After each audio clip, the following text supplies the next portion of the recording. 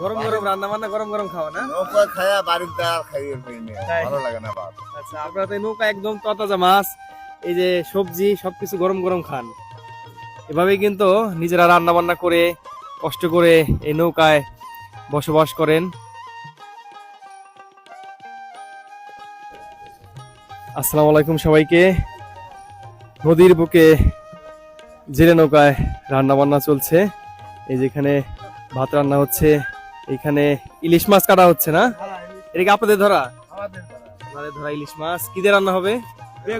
বেগুন দিয়ে রান্না হবে। ভাই পেঁয়াজ মরিচ কাটতেছেন, সবাই মিলেমিশে কিন্তু এই নৌকায় রান্না বান্না করে থাকেন। ভাত কত দূর হয়ে গেছে না? ভাত হয়ে গেছে, এর একটু পরেই কিন্তু তরকারি রান্না শুরু হবে। সবাই তো নিজেরা নিজেরা রান্না করে খান। এই যে নদীতে নিজেরা রান্না করে খান কষ্ট করে, কেমন লাগে আপনাদেরকে পরিবারে? আমাদের খুব ভালো লাগে। কত বছর ধরে আপনি নদীতে রান্না বান্না এই করেন? মোটামুটি তাও 10-11 বছর। 10-11 বছর ধরে না? এমনি কি কি মাছ ধরেন আপনার নদীতে? কাটলে সব ফসলা সব মাছ। সব মাছই পান না? সব মাছই ওনারা নদী থেকে ধরে থাকেন সিজন অনুযায়ী।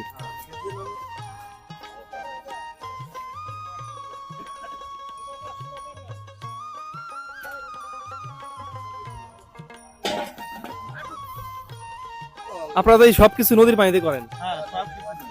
খাওয়ার পানি হলে কি বলে? মাছ একদম পরিষ্কার করে ধুয়ে নিচ্ছেন। পুরুষের জীবনটা এমন, দেখতে পাচ্ছেন, পরিবারকে সুখে রাখার জন্য কত কিছুই না করতে হয়। এই যে ঝড় বৃষ্টির সময় আপনারা কি করেন? নৌকায় এটা না নয়, ছই আছে। শুয়ে আছে না? গুনটিটা না কাগজ দিয়ে।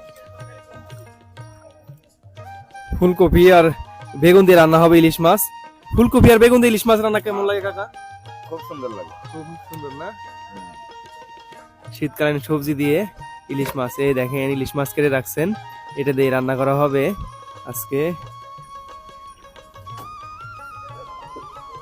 নৌকায় রান্না বান্না একটু অন্যরকম। এই যে সবজি পেঁয়াজ মরিচ মশলা দিয়ে মাখিয়ে নিবেন।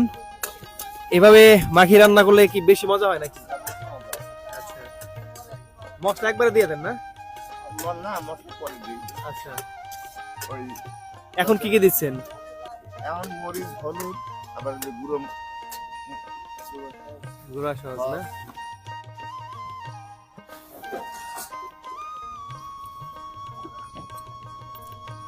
এই যে সবজি দিয়ে দিলেন, ফুলকপি বেগুন দিয়ে